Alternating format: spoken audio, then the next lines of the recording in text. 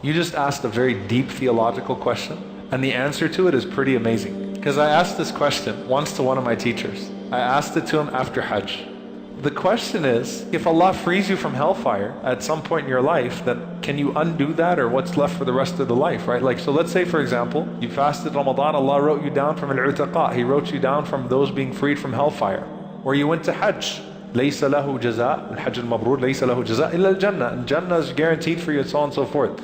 So can you do anything in life to really mess that up? And how do you know? I mean, should you just kind of lay back after that? So I asked one of my teachers this after Hajj. So I've been blessed, alhamdulillah, to do Hajj multiple times. And some Hajjs have been amazing and some Hajjs not so amazing. And I was like, you know, Shaykh, if I got it, like if I know, like I did Arafah right, and I know I felt closer to Allah for those hours than never before in my life, and that was the most amazing Arafah. Can I be assured? And he said that that uncertainty is what will keep you going at the next Arafah. So being uncertain if you receive that reward or not is actually one of the greatest blessings of Allah subhanahu wa ta'ala. And the answer to that question is when the Prophet ﷺ said to the people of Badr, "I'malu ma shi'tum," do what you want, Allah subhanahu wa ta'ala has forgiven you for everything you've done in the past and everything you've done in the future. Can you imagine the people of Badr were given an open door to basically live their lives as they wanted to for the rest of their lives? So Uhud could have come around and they could have been like, we're good. We got that reward. Let all these other people that didn't go to Badr, you guys go fight Uhud. We're going to hang out here. Da'wah, who needs to do da'wah? Who needs to do qiyam al-layl? We're good. But the point being here, that could it be that Allah has written down for you this reward? Inshallah, we ask Allah that this Ramadan and the previous Ramadans, He wrote us down from al-'utaqa, those freed from hellfire. Yes, it could be.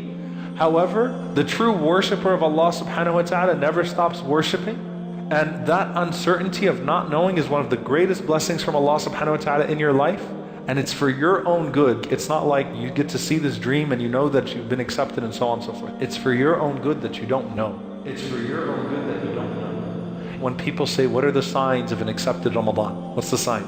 Does the hilal rise like in the opposite directions? Is it like you're going to see this dream?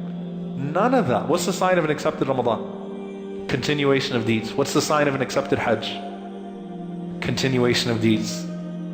The sign of an accepted anything in Islam is continuation. A lack of continuation, a lack of continuity is a sign of rejection. So continuity is what you focus on. Let Allah keep writing you down from those that have been freed from hellfire.